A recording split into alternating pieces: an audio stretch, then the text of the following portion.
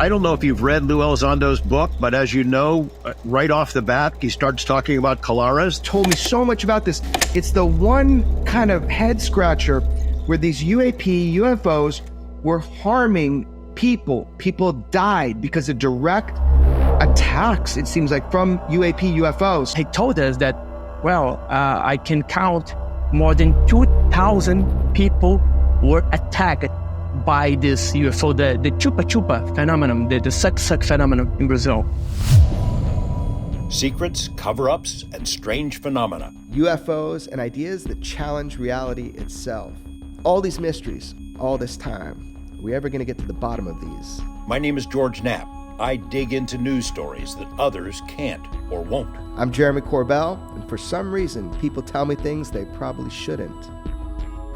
And this is Weaponized. This is Weaponized. Jeremy, how you doing? Pretty good, George. How you doing, man? I'm worn out. As a full-time conspiracy guy and a full-time grifter, I mean, I don't get any sleep, you know. Man, you're hard at work, man. Well, the last week or so, both of us have been really hard at work, based on what you read online and various social media platforms, right? So I've heard, man. I noticed a huge uptick in nonsense. Actually, since the last time we recorded, that's an interesting point. I think a place to start at. So last time we broadcast Weaponized, we were in your den, man, and we were going through all this great documents and stuff I haven't looked at in a while. And we were going out to go see Jane's Addiction play. Our friend Dave Navarro and our friend Dan, they were like, come on out and see us. So that's when we recorded last, and we sure did. It was a really cool concert. I mean, to be able to see Jane's Addiction play, I didn't know where they were going to seat us, though. And I know we wanted to sit. And so we're back there with them. Man, I think we got the best seats in the house. Well, yeah. I mean, so we go and see Dave Navarro. You had introduced me to him years ago. We've had fun with him and talked UFOs here and there. And he and Dan are both into it. We spent some time with them. And he said, hey, we're setting up some good seats for you on the stage. We sat on the stage, like 15 feet from the band. All these people are in the audience looking at us, wondering, who's the old people up there and with Jane's Addiction. And at one point in the show, Dave came over and while they're playing a song, came over and crouched and took a photo there. And it was fun. We had a great time. The Viking was with us and had a great time and had a little conversation or two with him, just general stuff. And afterward, we're surprised. I don't know if it's the same night or the next morning, but Dave put something on Instagram, right? What did he say? Yeah, he was on Twitter, and it was this really cool post how he got to hang out with us. And then he says, something about March 3rd, 2026. What he actually said, let me just read this. It's hilarious. He goes, thanks to my pals, George Knapp and Jeremy Corbell, for coming out to see us this evening. We talked about some things tonight, and I'd love to share, but I'm afraid it's still classified. All I can say is you may not want to make any plans March 3rd, 2026. Well, you won't actually have a choice. And then he put an emoji of a UFO. I mean, fucking hilarious. Yeah. The guy, it was awesome, but man, people, first thing I saw, I got a text, somebody screenshot, and they're like, oh, there's George Knapp again giving classified information to a rock star. Yeah, I do that all the time. Classified information. I give it out to rock stars. People in the street ask me for change, things like that. Guys at the 7-Eleven, anybody really who wants some, I'll give them classified information. We did have some fun conversations, but no classified info discussed with Dave. He was just having fun. He was making a joke, which should have been pretty obvious that it was a joke, naming a date when some dire event is going to happen. And people basically crap their pants over it, demanding that we be investigated and prosecuted and sent to prison for releasing classified info to somebody who doesn't have access to it and doesn't have a security clearance. It was crazy. All I can say is our pal Dave Navarro has a great sense of humor, and I loved he did that. He did a little update, said, at the end said, no, we just talked about normal stuff. Sorry, not sorry. Like he did a little update. It was great.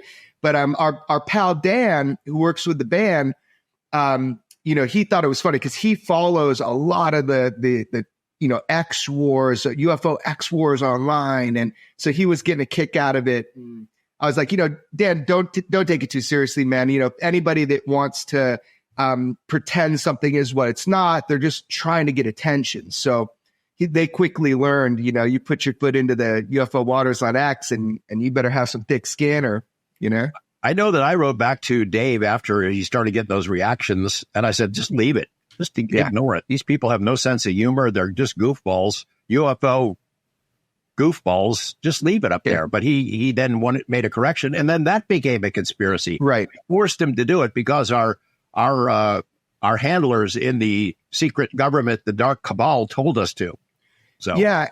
But I will say the majority of people, not the vocal minority, with personal agendas, just the majority of people thought it was fucking hilarious. And so we have to keep that in mind, is that, the average person on X that is just passionate about this and following it, they're just like you and me. When we are just like them, like they're just excited about it. They want to learn as much as they can. And X is just a great platform for kind of tuning into things before they hit mainstream news, although you have to sift through a lot of the bullshit. I saw something else. I mean, let's talk a little bit about that. Let's talk a little bit about the kind of the noise to signal ratio that's caused by these kind of weird agendas on X. I saw something floating around that you and I had recorded this massive whistleblower episode of Weaponized. Somebody's doing like direct messages with someone else. They're for days, and they're listing out everything that you and I recorded. And then at some point they're like, oh, but Jeremy killed it. I'm keeping it secret. I've killed it. It's no longer coming out. Do you remember recording that episode of Weaponized, George? Nope. I thought maybe I had an out-of-body experience and just missed the whole thing. But I saw that online and wonder, what the hell is this guy talking about? Isn't that hard, though, when people like impersonate you or try to or message other people? And they create these, I mean, it's very elaborate. It's such a distraction. It's so hard to authenticate. That's why with most people and witnesses that I speak with, first thing I do is jump on video. Like if I got their number, I'm like, I video call them right away.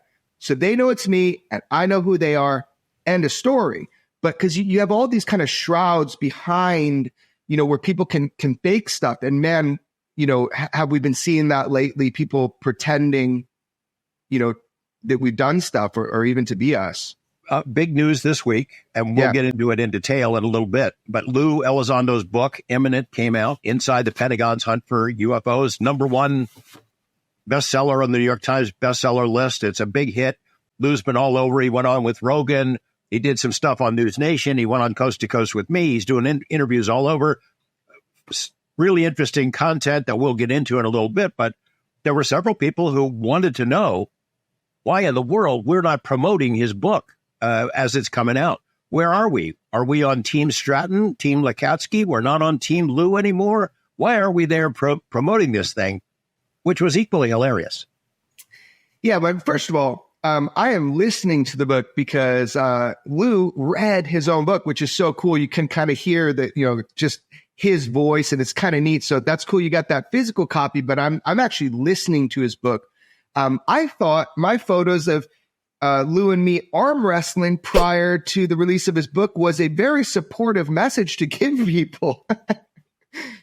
Yeah, I thought so too. And, we do not watch everything on social media. I don't cover everything. There are two words in UFO world that are absolutely forbidden, and that's coming soon. You can't say that something's coming soon. That's like saying your mama. It's the equivalent of that.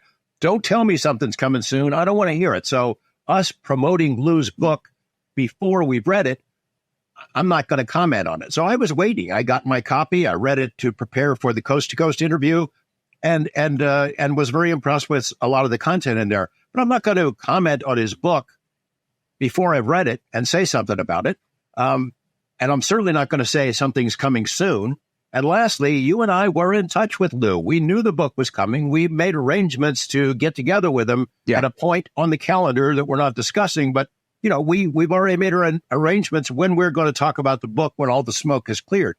That's the reality, right? Yeah, and also I think you and Lou have, well, we all know each other pretty well. You know everybody involved, through decades, through all of these programs. So I think people want to hear your opinion and your conversation with Lou. So I think half of it is just the excitement, that you're going to have a substantive conversation, and that the crooks and turns and kind of how to have that conversation. So I think part of it is excitement. And then the other part is just divisiveness. There's such an attempt. It's so bizarre to me. I don't think anybody buys it if you see the comments when people try to create those divisive posts, that we are just supporting one person, not the next. We're supporting the truth on all this. And everybody's got an aspect of it. There's this old saying, truth is perceived in fragments and from different angles of vision. It takes all these different perspectives to really get a complete and full picture. So I thought your Coast to Coast AM interview with Lou was awesome because it asked questions that other people didn't. And Lou's been on a run, man. He did, as you said, he did the Joe Rogan podcast. They're so cool to finally see that conversation happen. They were philosophizing and just broing out for the majority of it, but it was just really cool to see that. Also, I have to say, shout out to Gotti at NBC. He really touched areas in his interview that other people didn't, because there's so much to talk about with what Lou wrote. That's true. I mean, and we'll get into some of that in a little bit. Kudos to Lou for really doing well. Weaponized will return to this subject and the content of that book at some point in the not too distant future. I did see yet another conspiracy involving you, Jeremy. Two of the biggest brains on social media, and by biggest brains, I mean tiniest little nuggets of brain power, were speculating about you leaking UFO materials, classified stuff. Holy cow. How did they discover this?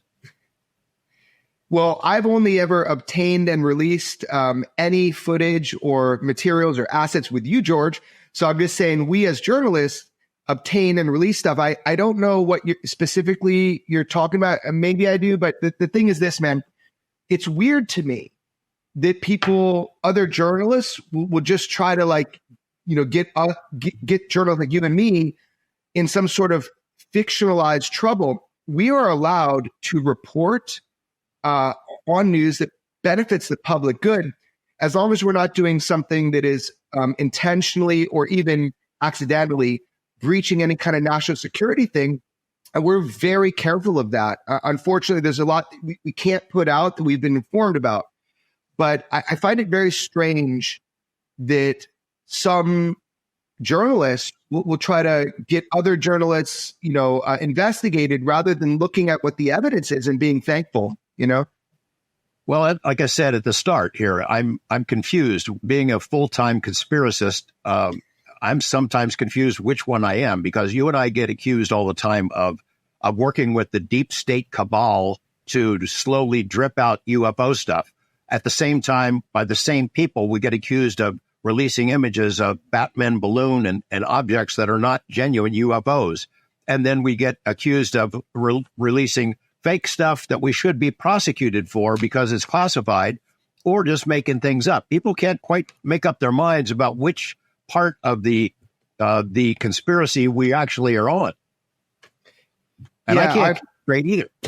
I don't know, man. I mean, we are doing our best, and that's the best we can do. I don't know. People are going to say, what is that saying? You have the dogs will bark, but the caravan moves on, continues moving. Yeah. Dog what are you going to do? Caravan passes. Right. Yeah. Yeah. What are you going to do? I mean, look, there's so much we can do if we just look in the rear view, all the time. I think we have to keep looking forward and focus on the investigations we're doing. So a lot of what we do, and we've said this before on the show, but we report on such a little amount, and we have to be so patient. I know there are things that you've had to hold back until they were able to come out. I mean, even back to the New York Times story. If you had written that, you would have made it accurate. You would have gotten the facts right. That's not what we got. But at that point, that kind of unleashed you to be able to say, hey, I've been looking at this for a decade. There was one development that I read on social media about a FOIA request that came through that I think we should mention briefly, because This actually is an interesting piece of information. It is not a surprise by any means. It's not a big scoop as it was presented, but someone got confirmation from the Department of Defense that Jay Stratton, who used to head the UAP task force, had created this classified UAP briefing presentation. Wow, big scoop. I'm thinking to myself, why does that sound so familiar? Can you fill me in, Jeremy, why it might sound so familiar? Yeah, that was so you and I, on my website, Extraordinary Beliefs, we actually, put out a list of some of the things that were in that briefing that people were exposed to about UAP. So this is not news in any way. This is something where we actually obtained and released images that were confirmed by the DoD as being part of this asset or this product. And it was Jay Stratton that did a great UAP related briefing for the kind of wider audience, not even just within the intelligence community. A lot of it he had in the declassified, area so that it could go to titans of industry and that sort of thing. It was really to educate not only the intelligence community, but also people outside of the intelligence community. Now, no one's seen that full video outside of the intelligence communities, technically, but it's a great video and it describes a lot of the images that we obtained and released. But remember, George, and this is important, is that some of that, the contents that they didn't have, we gave to the Pentagon. When it came to the 2019 events, we were able as journalists to get more footage and evidence of this UAP interaction in 2019 and push it up the chain of command.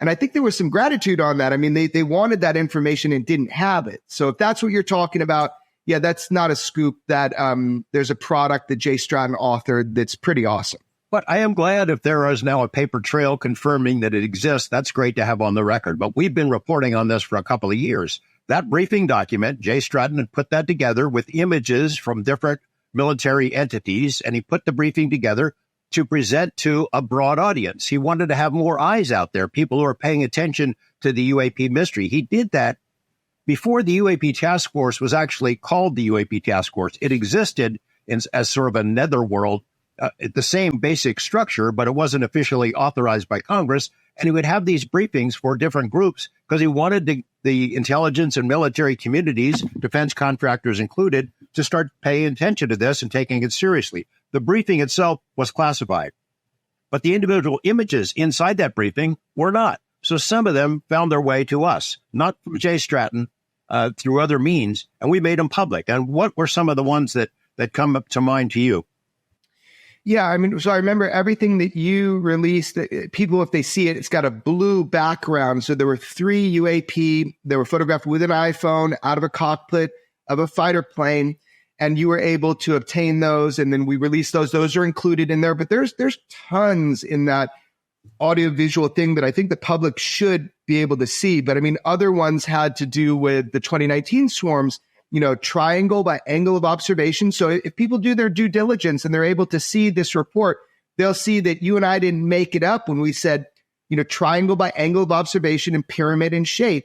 Pyramid in shape is from the intelligence agencies. They have more, I guess you'd say, optic systems or weapon systems that were able to catalog what they believed the shape was to be.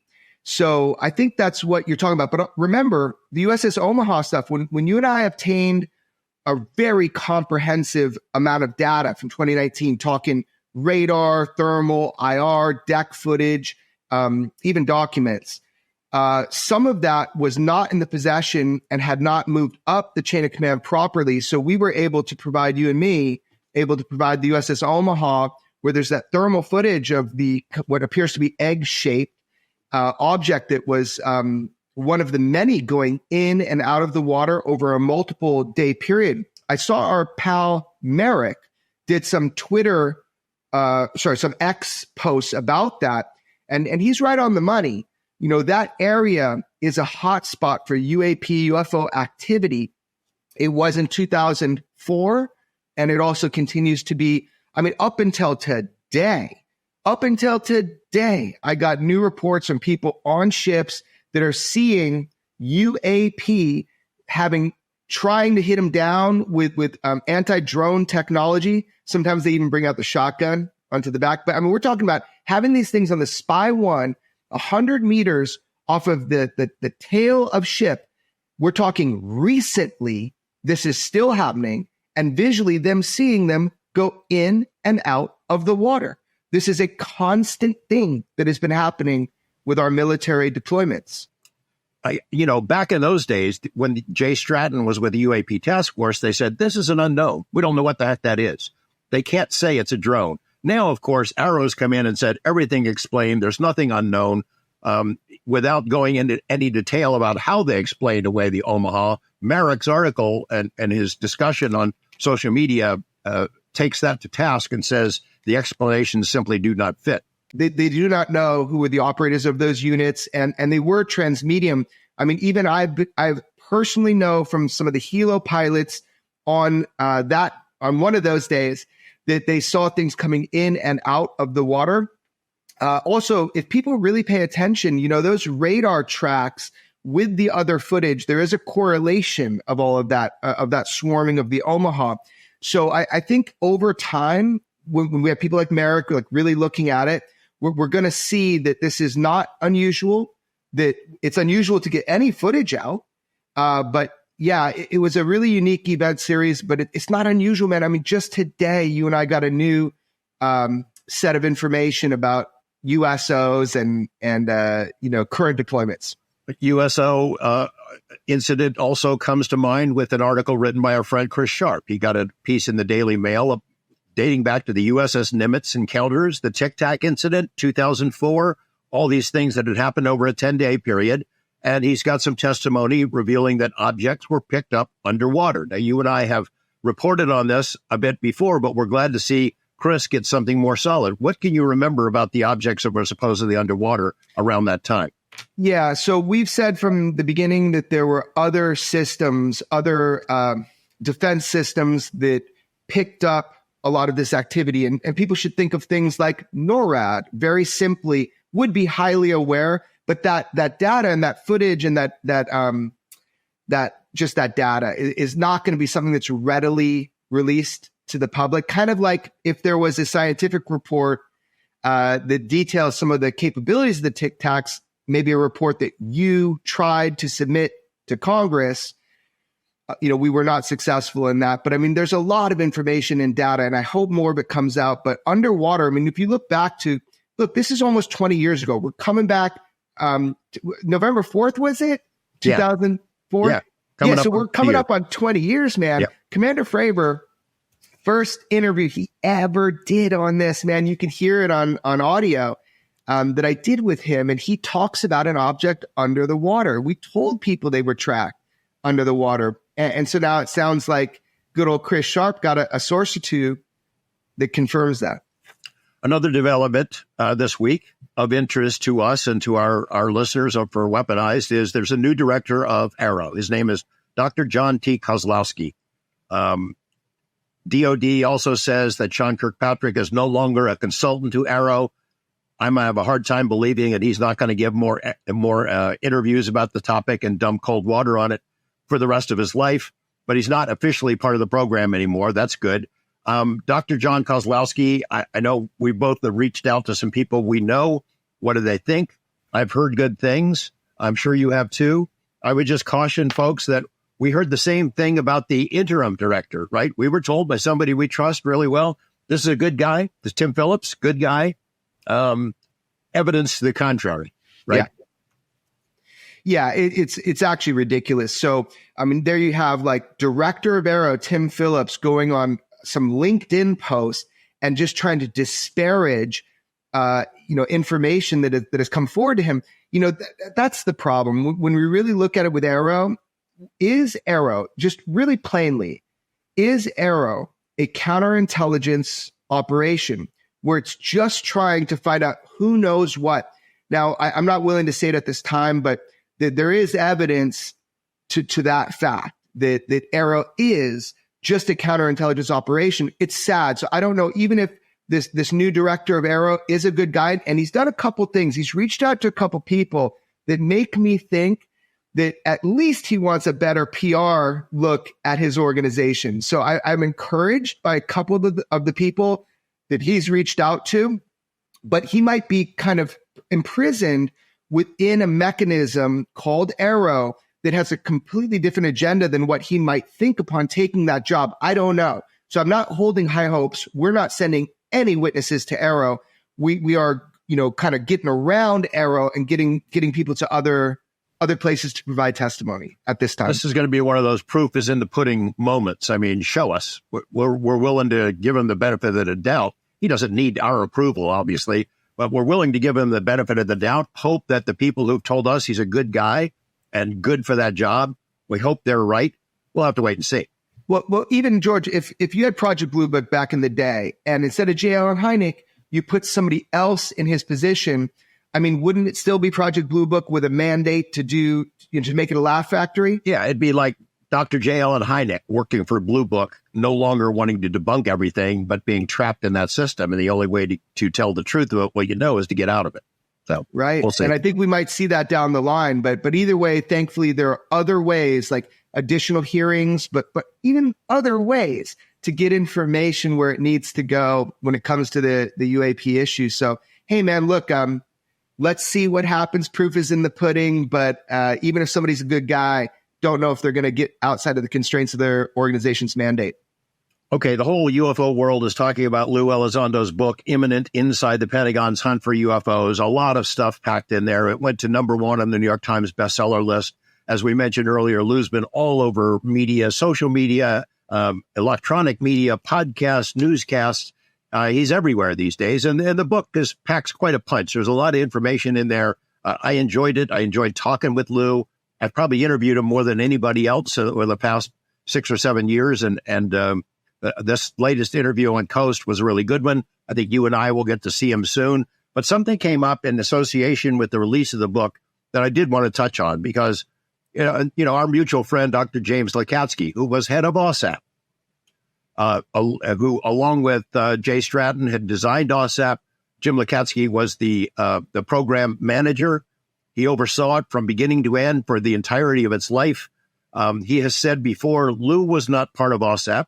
They were going to bring Lou in to be the counterintelligence guy if they had succeeded in turning OSAP into a special access program, a SAP. That didn't happen. But Lou was brought in. He did have meetings with these guys. Later, after OSAP disappeared, Jay Stratton and Lakatsky tried to have an alternative program, find a new home at the Department of Homeland Security program called Kona Blue. It was initially approved, then it went away. And then later, ATEP happened, a smaller program within the Pentagon, not at DIA, which is where OSAP was. OSAP was at DIA. He got the $22 million authorized by Harry Reid and other members of the Senate.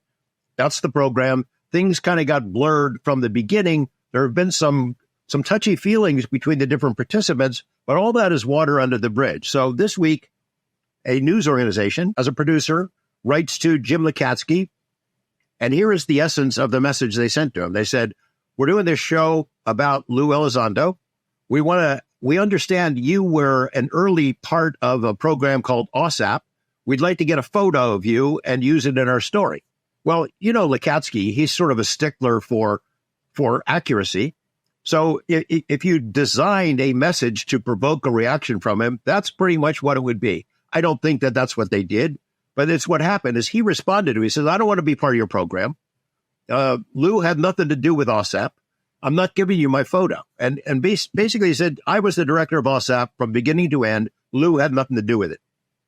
That comment in an email to a producer saying, I don't want to be part of the story, gets entered into this larger piece about Elizondo, and it looks like a slam. It looks like Lakatsky's going after Lou.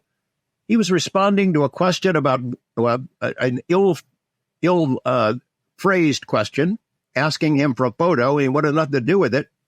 He corrected what he thought was a mistake by the person asking for this photo, and then the quote gets used in the story and looks like he's banging heads. So Lakatsky gets trashed all over social media, including some certain email groups that I'm part of by journalists. Oh, tisk, tisk, this is terrible for him to go after Lou like this. He wasn't going after Lou. He was saying the same thing Lewis said.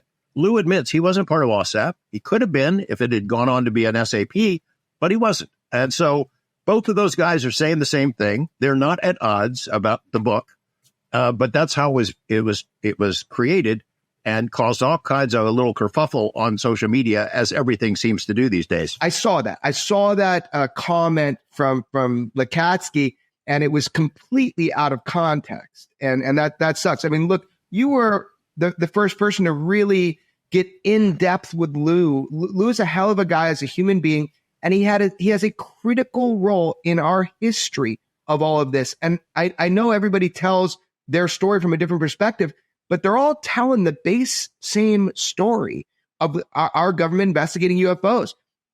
I don't know, man. What is your take on kind of how much Lou was able to tell the American public in this book? Well, there's still a lot of stuff he can't say. That was obvious in some of the questions I asked. He can't, and none of them can, And I think that those who want to sow division in UFO world and the UFO topic will look for ways to poke holes and to stir up trouble. You have to be on Team Jim Lekatsky or Team Jay Stratton or Team Lou. Obviously, there are differences in how they remember things, and that's human. It's just human. It's been a long time since this stuff happened. So they're all going to have their own versions of the story. But in general, the story is seamless.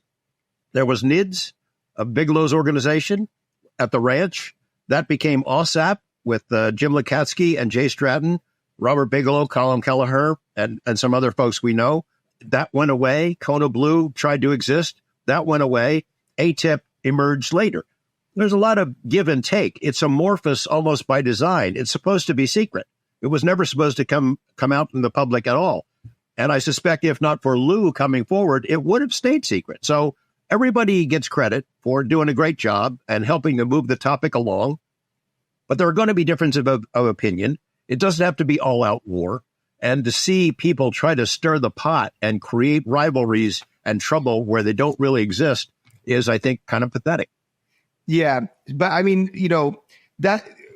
listening to Lou's book, hearing those first interactions where he gets approached by Jay Stratton in his office, he's not sure what this is going to be about, and then going to meet Dr. James Lekatsky and kind of getting briefed, the first initial briefings. So obviously, Jay Stratton, James Lekatsky, they had established this program and they were bringing Lou in. So though they were essentially his bosses, both of them. And we've had both of them on Weaponized, which is really neat. People should go watch the interview with Dr. James Lekatsky and Dr.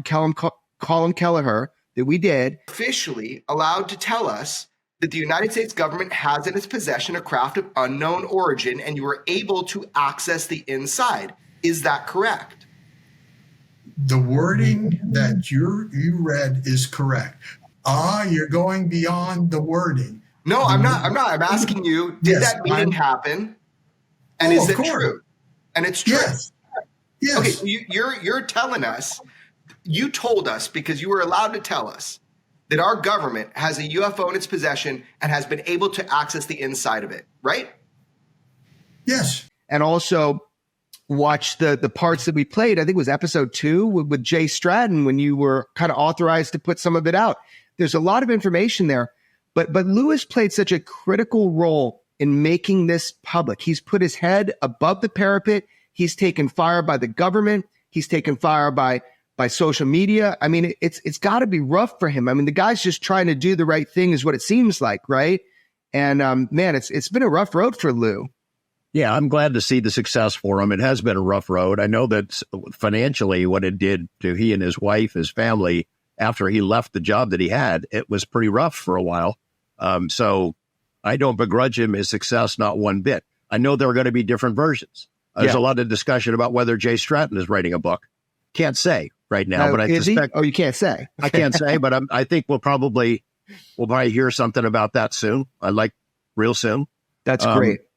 And and there are going to be differences. That's going to be. But the real problem stems from the very first story about this. That New York Times story was incredibly important. It opened up everything. It changed UFO world forever, but it got things wrong. Now, ATIP didn't get $22 million from Harry Reid. It didn't, and that mistake, that error has never been corrected, and it gets repeated every day, every single day. And that's where a lot of that confusion stems from. So, maybe someday there will be a formal correction of that. I'm not holding my breath. Yeah, you press that, and there's anyway. Yeah, we'll see what happens. But I think bottom line is, Lou Wan, man, he's got #1 New York Times bestseller book. I am so glad that so many people are reading his book. His voice is so important. We would not be here today if he had not pushed and really put himself out there. And I think it's also encouraging. I think with Lou doing that, he's going to encourage other people, to tell their side or their aspect of it. I liked hearing Lou back up David Grush, because I know David Grush worked with all of those guys. So the fact that Lou was public about it, I think the first time on Coast to Coast where he actually talked about that, saying, hey, David Grush is somebody you should listen to. I've known him. He's a man of honor, and he's telling it like it is. However he worded it, I thought that was really important. Me too. Let's talk about his book a little bit as a segue to where we're headed next. So yeah, chapter 2 is just called Colares, and it delves into a story that I've looked at a lot. In Skinwalkers at the Pentagon, that was a book co-written by Jim Lukatsky, Colin Kelleher, and me. It goes into this particular dinner that was held at the beginning of OSAP, where all these really high-powered, big-brain people got together, including Lukatsky, Kelleher, Bigelow, and Lou, who was invited to it. And Lukatsky and Kelleher described in our Skinwalkers book what had happened at that event. Lou does sort of the similar thing, but from a different perspective. A guy walking in, not knowing about UFOs all that much, and gets exposed to information about Colares, which is an infamous outlier series of events, 1977 in Brazil, where UFOs came out of the sky and essentially attacked people. And the stories have been in newspapers around the world that people died, that there were serious injuries in this remote part of the Brazilian Amazon, an island in the middle of the Amazon Delta, where people scattered. They were freaked out. They left their homes. And then actually this spread beyond just Colares into other communities in that area. A lot of people were affected by it. The Brazilian Air Force comes in, investigates it for several months, keeps all those files secret for many, many years. And then when OSAP was created, the Brazilian Air Force government gave that stuff to OSAP, to BASS, the Bigelow team, Lukatsky and Kelleher, etc. And they started talking about it at this dinner. There was the Brazilian Air Force commander, Ochoa, who was there and regaled everyone with stories about what had happened. Lou puts it in his book. Well, that story is of interest to me. I was in Brazil not too long ago for something I'll tell you about down the road, and looked at Colares, and one of the people who helped me understand what had happened to Colares back then, and what is still unfolding now in Brazil, an incredible history of strange UFO events on a mass scale. This guy, Thiago Ticchetti, he's sort of the foremost UFO investigator and author in Brazil these days, after the passing of our friend A.J. Gavard. He's written a massive book called UFO Contacts in Brazil. It's like an encyclopedia of hundreds and hundreds of really well-documented cases. I got to spend some time with him. I also interviewed him on Coast to Coast not long ago. And I thought, Jeremy, that he'd be a great guest for us here on Weaponized. I'm pumped to meet your buddy Thiago. And yeah, talk about Colares, because before we get into it, Brazil has been really unique in the whole thing, because this is the one case from Jacques Vallée all the way through OSAP. You told me so much about this. It's the one kind of head scratcher where these UFOs were harming people. People died because of direct attacks, it seems like, from UFOs. So they're getting wild in Brazil. What's going on? So I'm excited to talk to your friend. Well, it is an outlier incident, because, all the incidents around the world, people see a UFO in the sky and it goes away, or it zips into the water, or it just vanishes. It flies into a butte. Not really any really strong incidents where they attack humans. But in this case, they did. It is an outlier. It is unusual. And hundreds of people were affected by it. And The witnesses would say it looked like they were shooting laser beams at them. There's new information and further information in the files that suggests something else. I think we should wait and talk to Thiago about what the evidence showed, the physical evidence showed. All right, let's bring him in, Thiago. Thiago, how you doing? I'm fine, thank you, George. Hi, Jeremy. It's a pleasure to be here. Thiago, I don't know if you've read Lou Elizondo's book, but as you know, right off the bat, early in the book, he starts talking about Colares. That was probably kind of a thrill for you in that, you know, it redirects attention to some of the historical cases that you've investigated. Yes, I start to read the book. I've not finished it yet. I received it 2 days ago, so I start to read it. And the first chapter I read was about Colares, of course. Yeah. I jumped for the second chapter. And, what Luiz Elizondo wrote in that book was real. But even more, I can see even more dramatic because, you know, we were there. We heard people from the Colares and Barcarena what they experienced it when they were attacked by UFOs, UAPs, aerial machines, because they saw the shapes many times. And these attacks occurred during the night, the day, the dawn, anytime. So the people got very scared about it. Yeah, hundreds of them left Colares. They left their homes, right? Just took off. 1,000 left cities, several cities in Brazil. We met Carlos Mendes, a journalist in Brazil, in Colares, and he told us that, I can count more than 2,000 people were attacked by this UFO, the chupa-chupa phenomenon, the suck-suck phenomenon in Brazil. You know, it's in the history of UFOs around the world. It is obviously an outlier. There just aren't any other incidents quite like that. What was going on there? The stories that we've always heard is they looked like it was laser beams. They were shooting lasers out of the sky and trying to hurt people. What do you think was really underway now that you've had a chance to be on the ground there and talk to some of the people who survived it? No, it's still a mystery because the UFOs, the UAPs, were attacking people. And they had to run, and some had to hide in church, in house. But even if you are sleeping at your house, the UFO just hovered above it and shut down a laser beam and hit you through the ceiling. So it's crazy. And what people were saying that doesn't matter what you do. They were there. They try to get away the UFOs using fireworks or guns, but it doesn't work. So we don't know what happened there. It's still a mystery. And the Air Force team were there to investigate, and they tried to give it an answer for that because they were there to investigate, but they couldn't. They found more witnesses. They could take photos. They could record films, and they left the cities with the one conclusion: something was happened there. They cannot explain it. All right, loaded question, Thiago. So all this UFO footage from, it sounds like the Brazilian military, 1977, huge, UFO invasion, man. Like, what does this footage show, and where did it go after they filmed it all? Well, the footage shows UAPs coming in, coming out of rivers, of lagoons,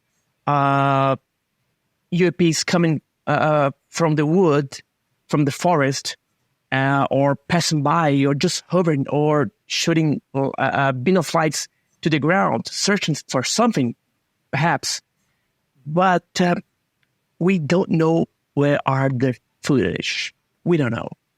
We think we have some we heard some rumors that this footage, 22 hours, are now in United States.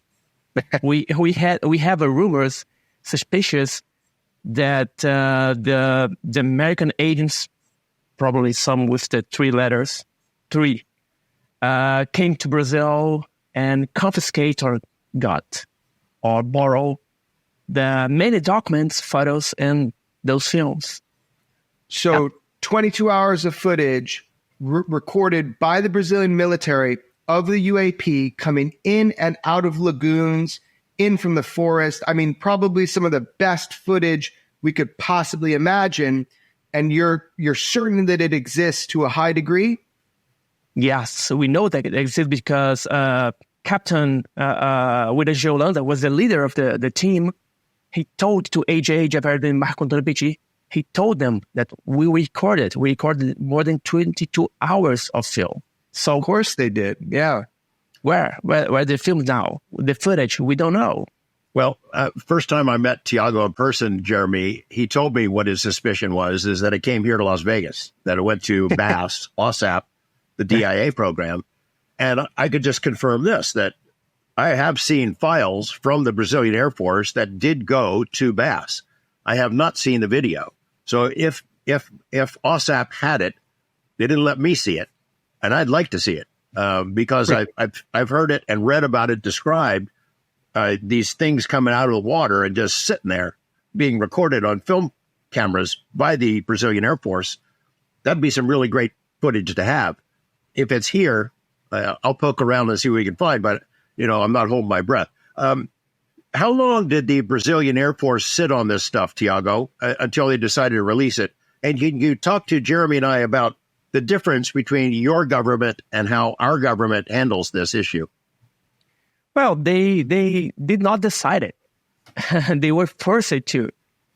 From 1977 to, let's say, Weaponized Holanda, the Captain Weaponized Holanda, spoke about that for the first time in 1997.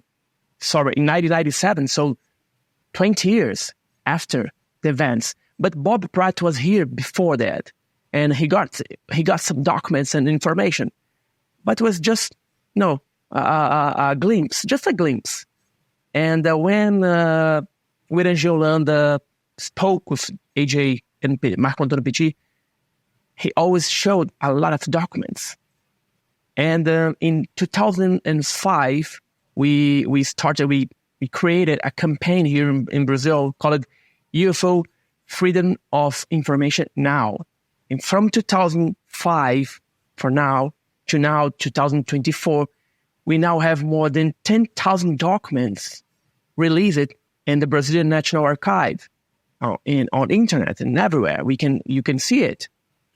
So the Brazilian government, the military government, sat down on it for 20 years, at least 20 years. They were trying to avoid to discuss about this because that mission, the Air Force mission, was secret.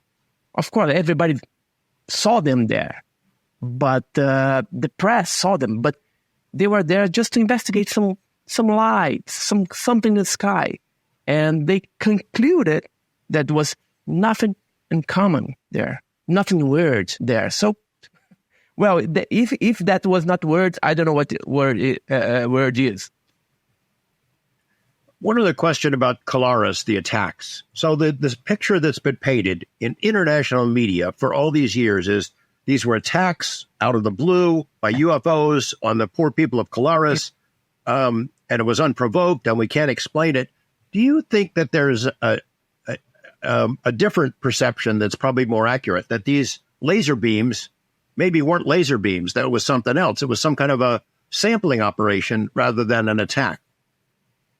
Yes, because the people that have been attacked by this laser beam, they went to the doctor, they got sick, nausea, something like that, tired. And they went to the Village was the only woman doctor there, Dr. Village. And she made some exams of the people. And she discovered that they lost blood. And not only blood, they lost iron from the blood. So that thing was sucking blood. That's why we call them chupa-chupa, suck. But also they are sucking iron. The people got anemia. So For what purpose? We don't know. And while we are there, I was talking with people in car in the street, and I found an old guy, a gentleman, and Mr. Francisco, I think it's Francisco, and I asked him. He was 80 years old, something like that, and I asked him, "Do you know what happened here in 97.7, the Chupa Chupa phenomenon?" Yes, I saw it. And 2-3 meters from me, a lady was hit by a beam of light, a laser, and they think got her neck, and when left the neck, the blood was leaking, and that thing it's like a rope, something like that, was going back to the UAP, but the blood was leaking. So it was material. It's not imagination. It was material, and he saw that. And we know that officially just 1 people died, but we think that much more people died because this attack happened in the inner of Brazil, where the cities are very far from each other. We have to take a boat. You have to take a road, 3-4 hours road, a boat 2-3 hours in a river that looks like an ocean. And this attack happened in the smallest cities of north and northeast of Brazil. So we think that more people died because that attacks. So is it a pretty rural area in Colares where, so you've got people that are not engaging with a whole bunch of technology all the time in 1977, and you have UAP in the sky coming out of water, coming through the forest and shooting not only light, but it sounds like there's a physical attachment, and you call them chupa chupa, which means suck because they're pulling blood out of people. And this old man saw the blood dripping down. Yes, that's it. And people left because they didn't want to live there anymore with all this shit going on. Yes, they were scared because they have no 6 o'clock. They shut down the windows, the doors. No one was in the street. But even if you were at your house, inside of your house, if the UAP, the UFO wanted, just shoot at the laser beam through the ceiling and hit you.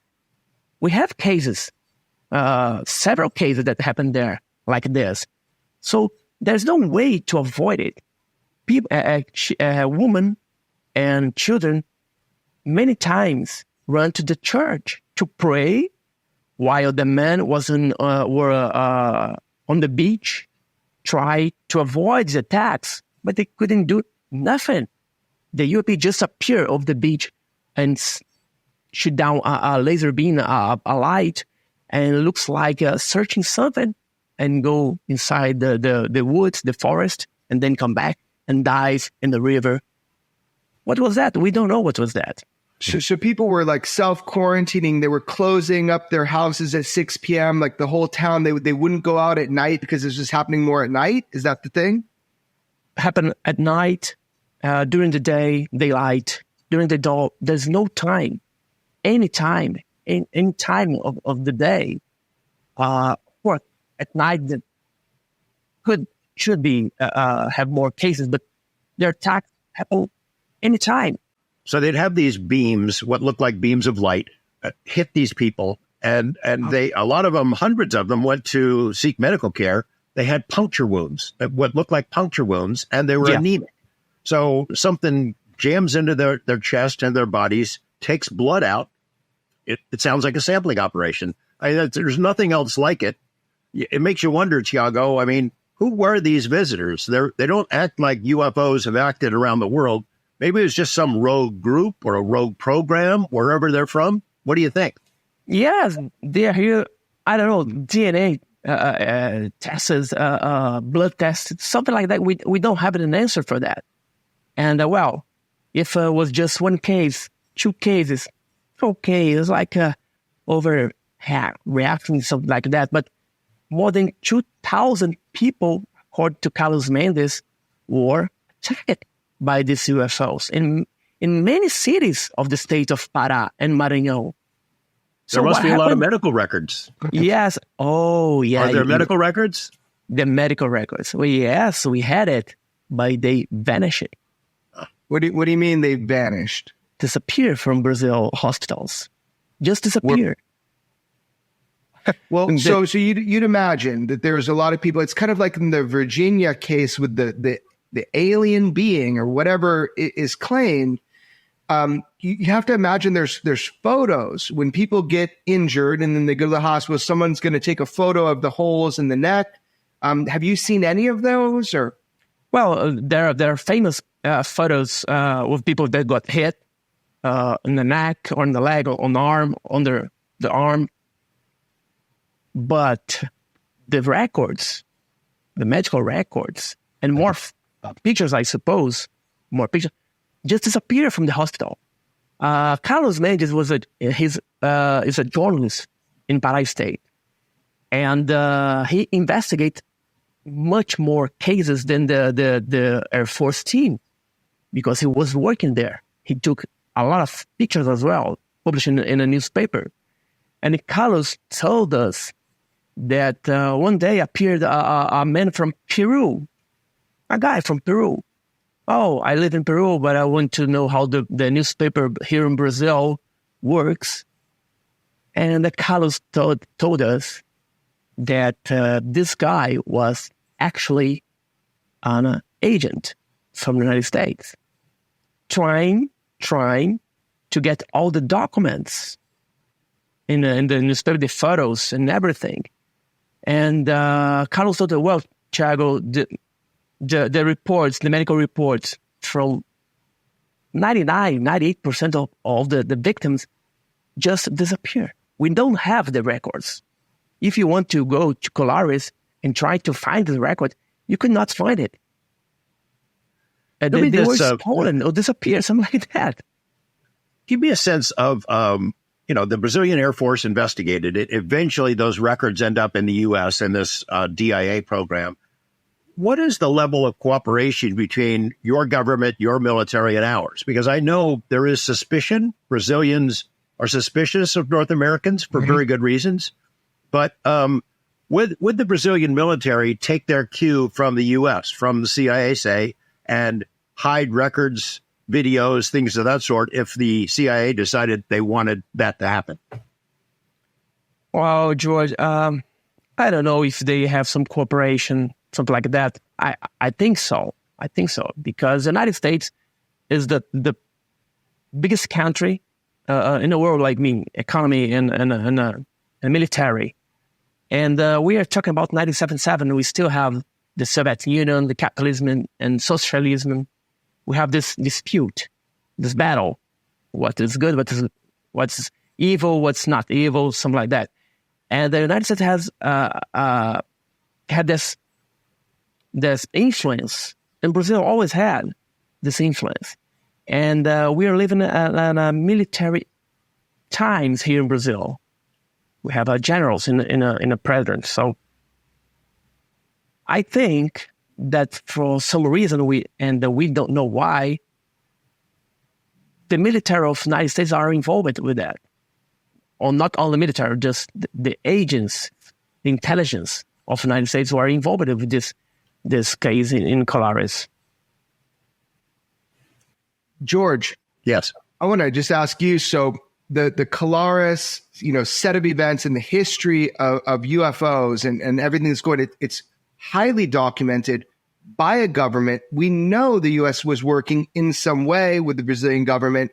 I mean, even people sat in on some of those meetings, from OSAP with one of the generals in Colares. So what is your suspicion? What is your suspicion about Colares, the role it plays in kind of the whole UFO thing, and how much do we know? How much did the U.S. get from these really odd cases? Well, my sense, in talking to Thiago for quite a while now, is that the Brazilian Air Force got a lot more information and solid evidence than has been made public. How much of that ended up here, I suspect the bulk of it did, but it's a really great case. profound in so many ways because it's such an outlier in the history of the world. There's nothing quite like it. Over so many people involved, over such a big area, so well documented, and so aggressive on the part of the UFOs, wherever they're from, there's nothing quite like it. And thank goodness there aren't more like it, because it was terrifying for the people there. I hope that someday, whatever the evidence is that's stashed away will come out. But the evidence that's already been made public is very convincing. I mean, Thiago mentioned about these photos. They were printed in newspapers at the time. He's friends with the journalist at the time who was right on top of that investigation and who ran these stories and got grief for it. He had people come to his boss and try to make it stop. It's a fascinating case. But look, the history of Brazil, man, you have so many big cases there, Thiago.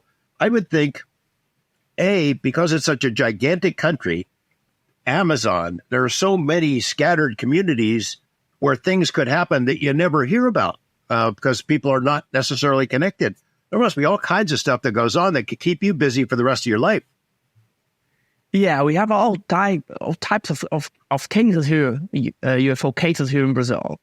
We have the Virginia incident, like the Roswell. The Brazilian Roswell is Virginia. We have the Night of the UFOs, 1986. Tell Jeremy about that one. Yeah. Yeah, in 1986, on May of 1986, the Brazil was invaded by UFOs.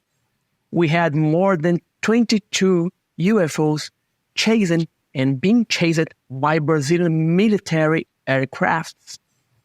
So controls center, military tower controls in Brazil, they saw it. They saw it and they recorded on the radar screen. Pilots from civil air companies, they saw UFOs. And military 5 jets, 3 F-5 and 2 Mirages. They scrambled to chase, identify, and try to understand what is going on.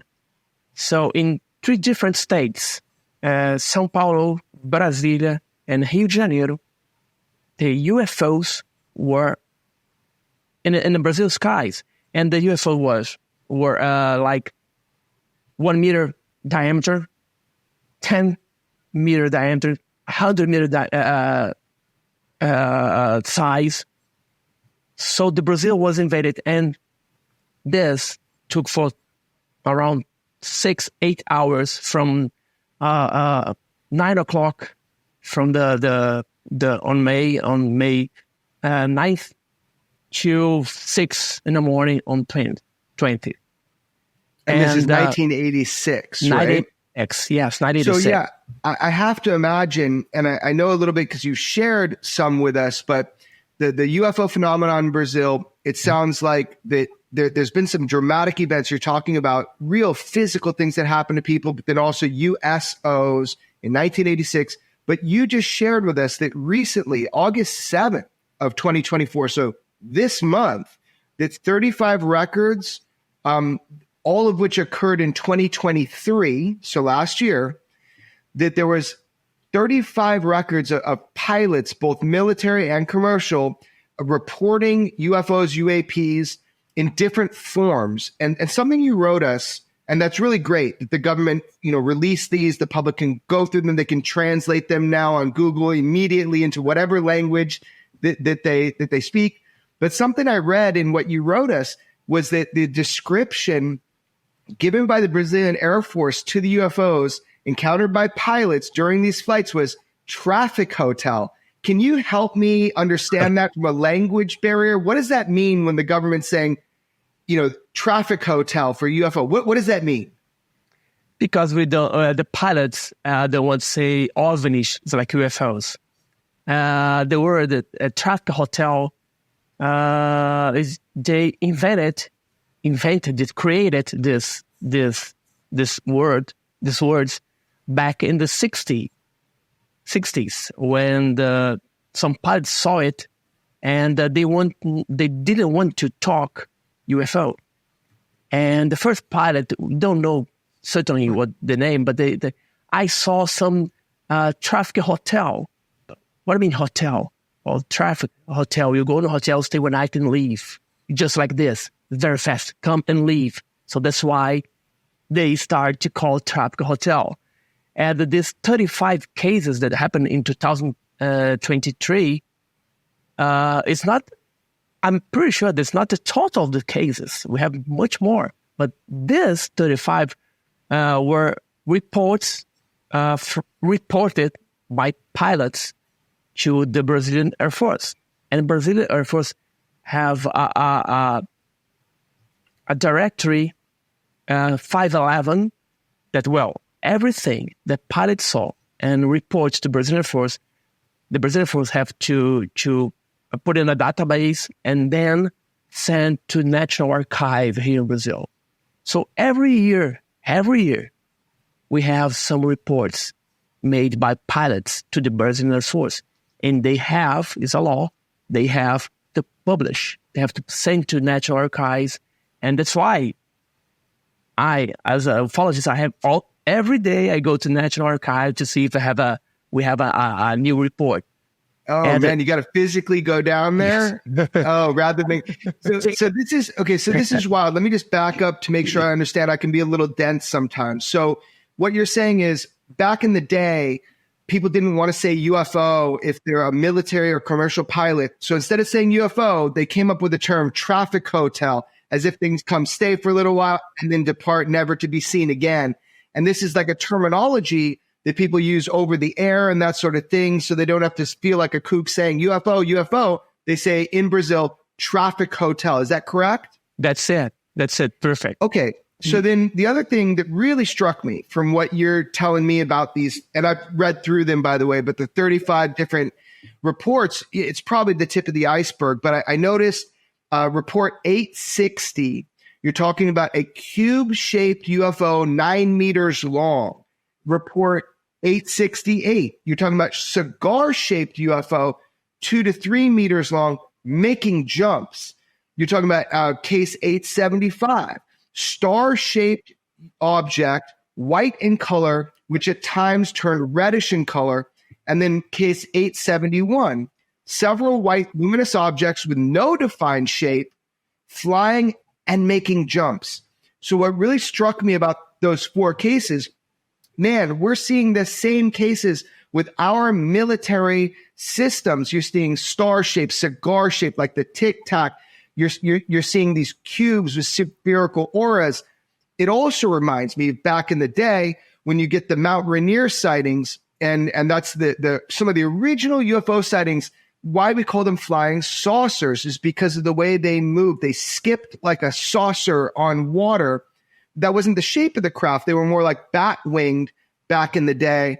But what we're seeing in Brazil as of last year is this variety pack of UFOs, from cigars to star-shaped to cubes to spheres, and the skipping motion. I mean, in your opinion, in Brazil, has there been an increase of frequency or just an increase of documentation at people with cameras and stuff? Jeremy, both. I think it's both. Yeah. Because now the pilots, they feel free to talk more about it. Okay. Now here in Brazil, the ufology is taken more seriously by the media. So they have more comfortable to speak, not to speak, report. Okay, report. And here in Brazil as well, we have experienced a lot of sightings. I got more than 10 emails a day with people reporting something. Of course, that we can explain the most part of it, 90%. Yeah, 9 out of 10 you can explain. You're lucky you only get 10 emails a day. I mean, look, we ask for it. We want, but you're taking reports for all of Brazil. And we're taking reports too. Georgia, it's like a slot machine at midnight. Just boom, boom, boom, boom, boom. It's so good there's someone like you in Brazil, just open-minded, taking the reports, because that data, you can run it through AI later, right? You'll be able to understand that data a lot more in the future, but just collecting it, the fact that people can reach out to you, especially in Brazil. How do people reach out to you? Do you have an email that people can report Brazilian UFO cases, or? Yeah. People can find me Yeah, people can find me at my social medias. Just have my name, Thiago Ticchetti. You can find me. And my email is Ticchetti,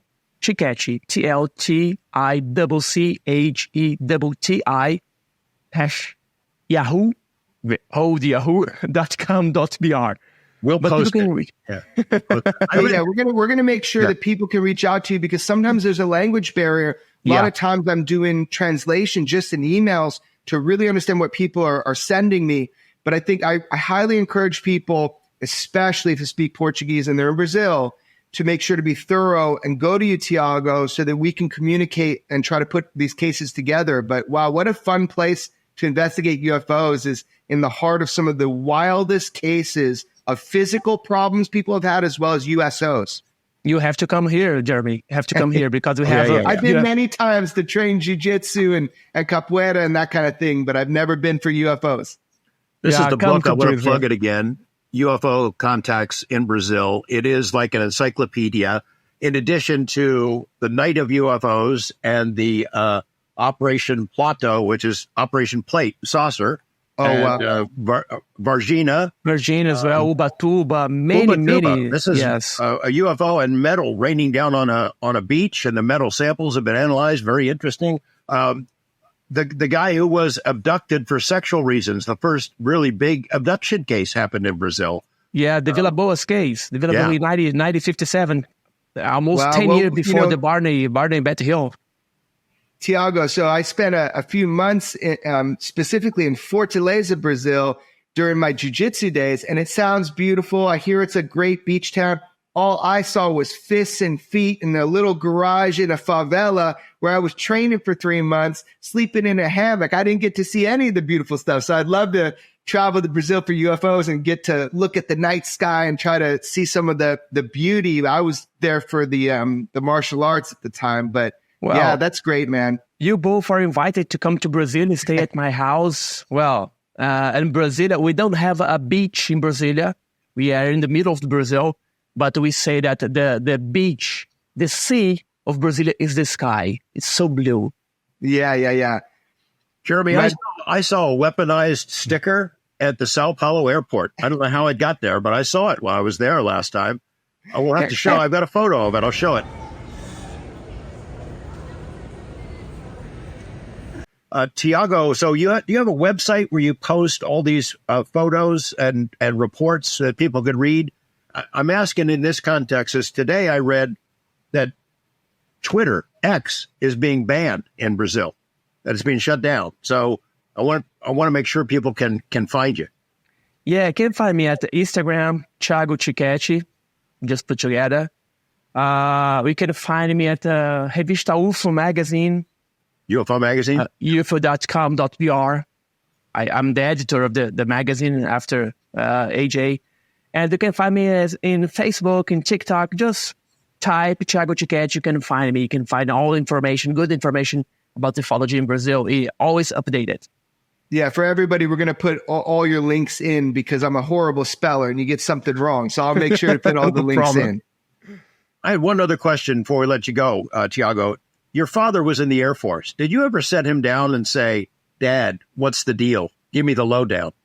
Oh, many times. And the last time I did it, I got it.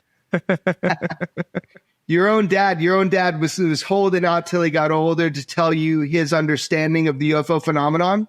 Yeah, my father was a military. He's a colonel in Brazilian Air Force. And he loved it, be a military. So what did he say? What's up with UFOs? What did he say? He loved the subject. Since I was a kid, I knew that he loved it. And at the end of his career, my father just passed away 20 years ago. And in the end of his life, he was working at the Brazilian Air Force intelligence. The A2 is intelligence of the Brazilian Air Force. And he was divorced of my mother, and every weekend we go to his work and then to his house. And I always ask Dad, what do you have here about UFOs? I have nothing. One day I asked it again, just a routine. I asked it again, and I picked the phone and called somebody, bring the 2 boxes of a UFO archive that we have here. Whoa. And the soldier came with 2 brown boxes, the paper boxes. And I started to read it, and my father told me, you have 10 minutes to see and read everything you want. And so I started to see the file just as a dialogue between pilots and control and towers. And I got one file that had a picture. Jeremy and George was a perfect picture of a UFO. Perfect. If I show you today, you're gonna say, "Wow, Chuck, is a artificial intelligence or Photoshop." Was perfect. It's just like the pilot was in a commercial airplane, because you can see the cockpit, and the pilot just turned to the left and took the picture. I don't know the year, but when I saw it, it was 1992, when my father showed me that. And the pilot just turned to the left and took the photo. And the UFO was 300, 400 meters from the airplane. It was daylight. And the UFO was disc-shaped UFO. Silver, shining the sunlight. And I got crazy with that photo. And I said, "Dad, can I have it?" "No, and you have 7 minutes and 35 seconds. "Dad, can I make a copy? Because a black and white copy. We don't have phones in 1992. Cell phones with camera." And I said, "No, you have 7 minutes and 25 seconds. Wow. So what I did, I was 92, I was 15 years old. Yeah.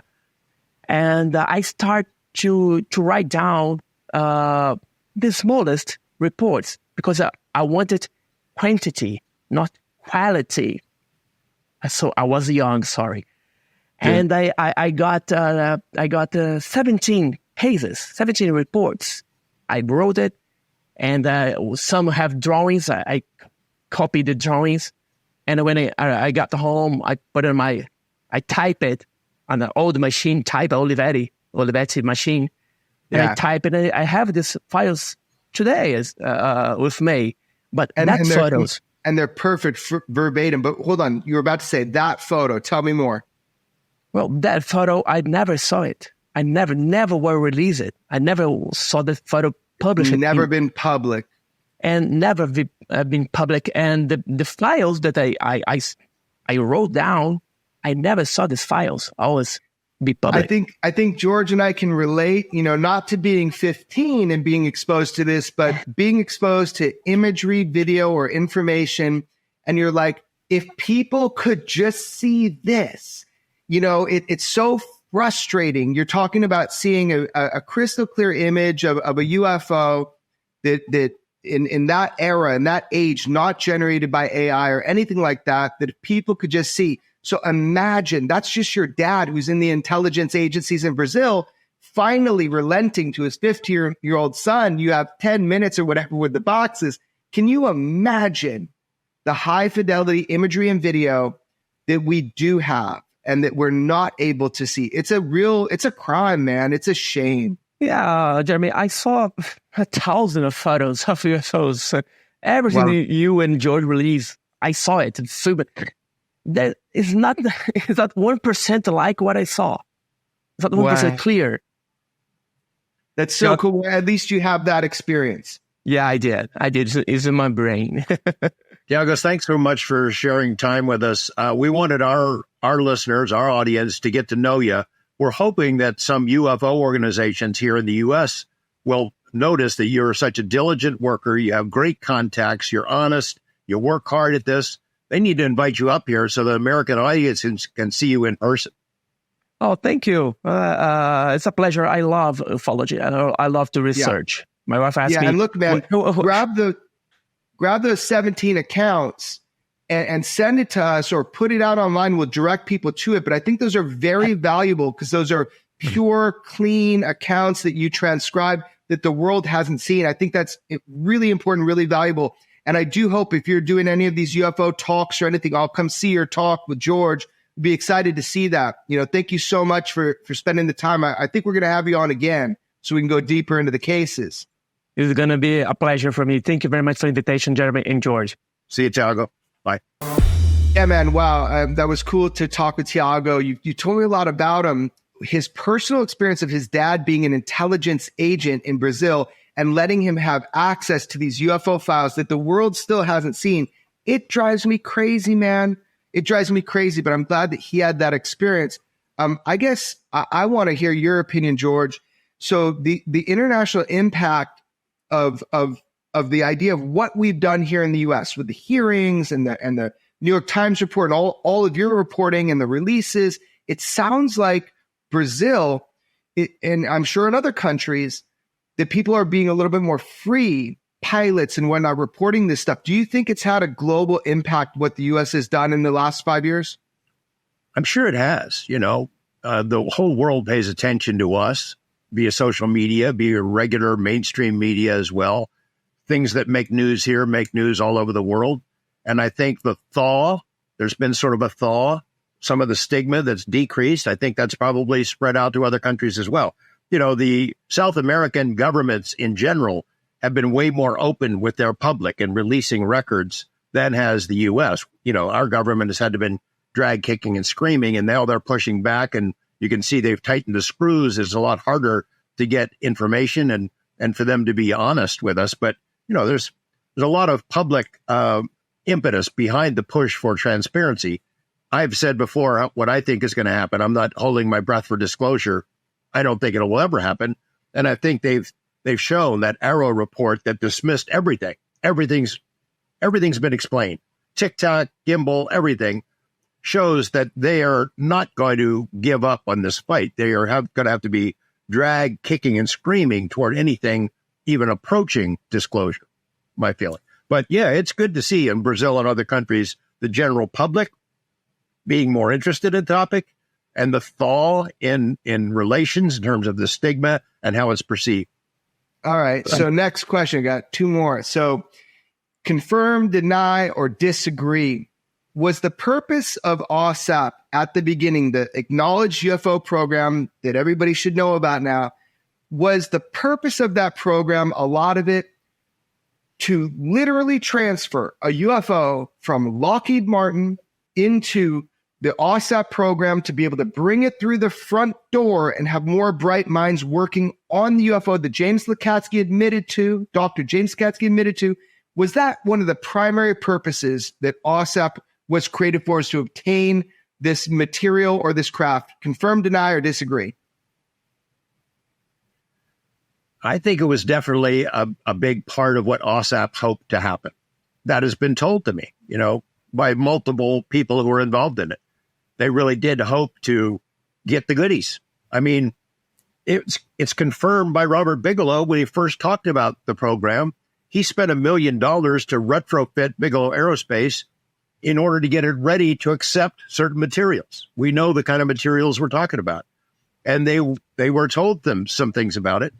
That transfer never happened for a variety of reasons. But yeah, that was a really big part of why OSAP was created. Absolutely. Yeah, the Lockheed Martin has a craft from a crash from the 50s, and they were going to try to give it to OSAP. That's I'm not saying it's definitely Lockheed Martin, but that's a pretty good guess. Okay, so I'll make a few guesses, but that's a good one. All right, last thing. Do you think, or can you try to find out? I know you've been exposed to a huge amount of the OSAP UFO files. Do you think that OSAP has access to the 22 hours of footage shot by the Brazilian military of the incidents at Claras? Do you think OSAP has access to that 22 hours or can find out where it is? Well, OSAP doesn't exist anymore. So if they had it, it's sitting in the bowels of the DIA somewhere.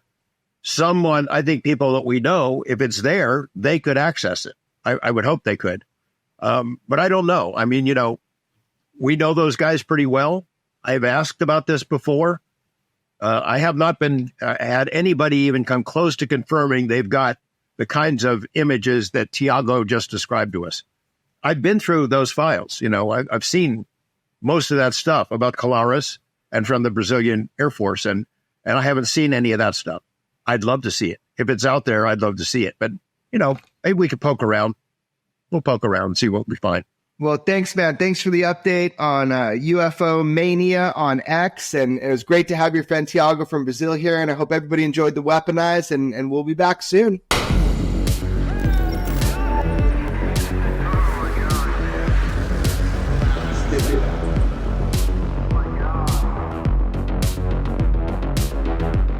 Never have so few had so much to tell, but could say so little.